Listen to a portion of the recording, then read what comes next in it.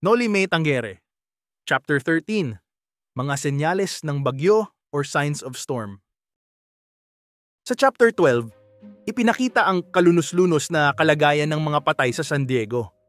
Nakita natin ang kawalan ng respeto sa mga yumao, mga skulls and bones na nagkalat, at isang matandang lalaki na naghahanap ng skull ng kanyang asawa. Kasabay ng paggunita ng araw ng mga patay, bumulaga sa atin ang isang madilim na larawan ng lipunang nalimot ang mga patay. At dito sa Chapter 13, magpapatuloy ang bigat ng damdamin dahil may paparating na bagyo. And we're not just talking about some weather forecast, kundi pati sa damdamin ni Ibarra.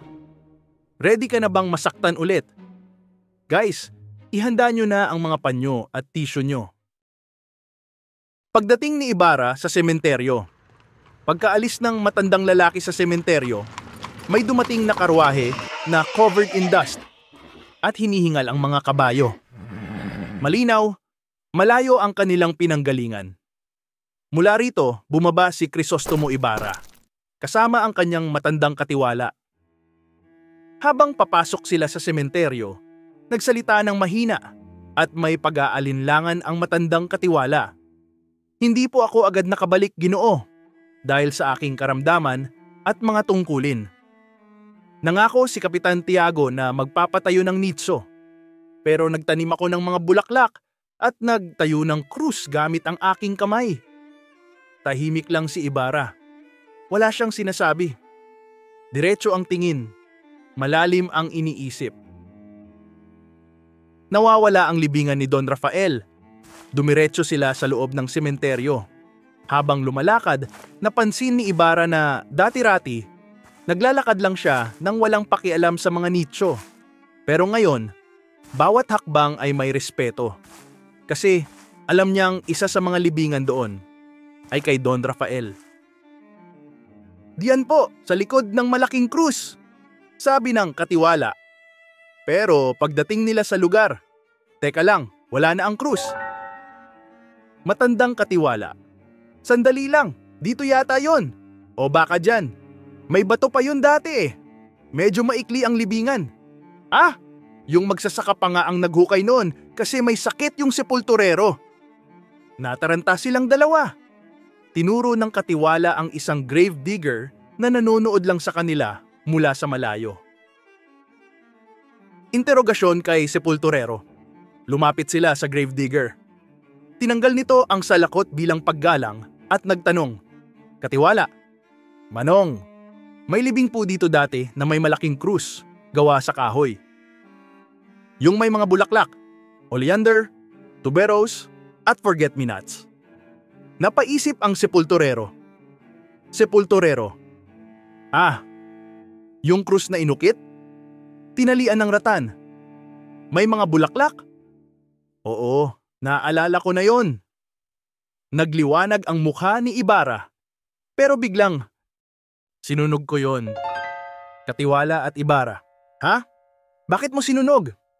Sepulturero. Kasi po, iniutos ng matabang kura. Ibarra. Sino yung matabang kura? Sepulturero. Di yung palagi pong may hawak na pamalong ratan. Yung nananakit ng tao. Lalong kinabahan si Ibarra. Ibarra. Nasaan ang bangkay? Pwede mo pa bang ipakita ang mismong libingan? Tumawa ng bahagya ang sepulturero. Sepulturero. Wala na po doon yung bangkay. Ang nakagugulat na katotohanan. Nanginginig ang katiwala. Katiwala. Wala pang 1 taon nung inilibing yon. Sepulturero. Ay, tinanggal ko na po. Pinahukay ng kura. Ipinag-utos na ilipat sa libingan ng mga inchik. Pero umuulan nung gabi, mabigat yung kabaong. So itinapon ko na lang sa lawa. Yes, tinapon sa lawa. Walang respeto. Hindi kinaya ni Ibarra. Hinawakan niya ang sepulturero sa braso.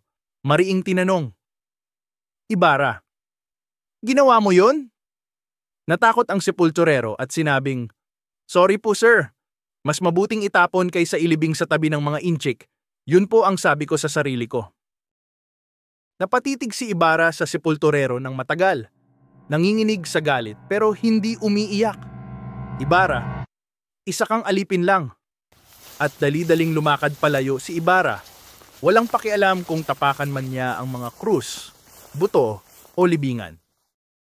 Important tip, inutusan ng kura na ilipat ang bangkay ni Don Rafael sa libingan ng mga inchik pero itinapon ito ng sepulturero sa lawa. Tanong yan sa exam.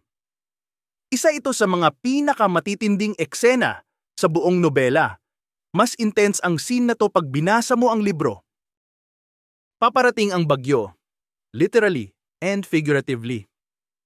Habang papalubog ang araw, unti-unting dumidilim ang kalangitan. Tumitindi ang ihip ng hangin. Humahampas sa mga puno ang mga dahon ng kawayan. Tahimik si Ibarra. Pero halata, parang gusto niyang takasan ang multo ng nakaraan. Bumalik sa lumang bahay. Lumakad siya sa buong bayan, papunta sa dating bahay nila. May pader na puno ng cactus. May mabangong ilang-ilang. May mga kalapati sa bubong. Para bang inaanyayahan siyang bumalik. Pero wala siyang pake. Ang atensyon niya ay nasa paparating na tao. Ang pagkikita, Ibarra versus Padre Salvi. Galing sa kabilang direksyon ay dumarating si Padre Salvi, ang Fransiskanong kura ng San Diego, ang kahalili ni Padre Damaso.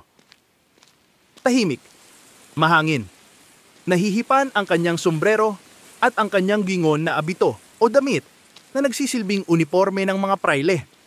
May dala siyang tungkod na rattan na may disenyong ivory. Nang magtagpo ang dalawa, tumigil si Ibarra. Pinagmasdan niya si Padre Salvi mula ulo hanggang paa. Si Padre Salvi naman ay umiwas ng tingin. Nagkukunwaring walang pakialam. Biglang lumapit si Ibarra at inilapat ang mabigat na mga kamay sa balikat ng pari. Ibarra, anong ginawa mo sa ama ko? Nanlumo si Padre Salvi at tila nanigas. Hindi siya makapagsalita. Ibarra, anong ginawa mo sa ama ko? Unti-unting napaluhod si Padre Salvi sa bigat ng mga kamay ni Ibarra. Nanginginig siyang sumagot. Hindi ako. Wala akong ginawa. Si Padre Damaso. Siya ang nagutos. Binitawan ni Ibarra si Padre Salvi. Ibarra? Ah! Iniwan niya si Padre Salvi sa gitna ng daan at mabilis na pumasok sa kanilang lumang bahay. The old servant came up and helped the friar to his feet. Themes and reflection. Mga senyales ng bagyo. Hindi lang ito tungkol sa panahon. Ito'y babala ng bagyong emosyonal, moral, at politikal. Ang kawalang hiyaan ng simbahan. Ang kawalan ng respeto sa patay. Ang pang-aapi sa isang mabuting tao tulad ni Don Rafael. Lahat ito ay patikim pa lang. Okay, 4 questions lang. Mini quiz muna tayo. Sino ang kasamang bumalik ni Ibarra sa sementeryo?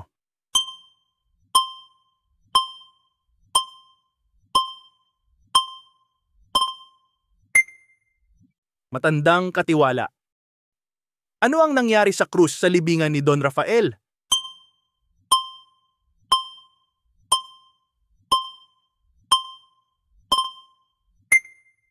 Sinunog ng sepulturero.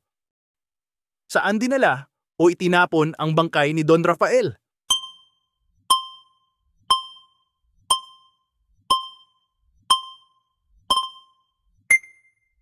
Sa lawa. Sino ang unang kinumpronta ni Ibarra?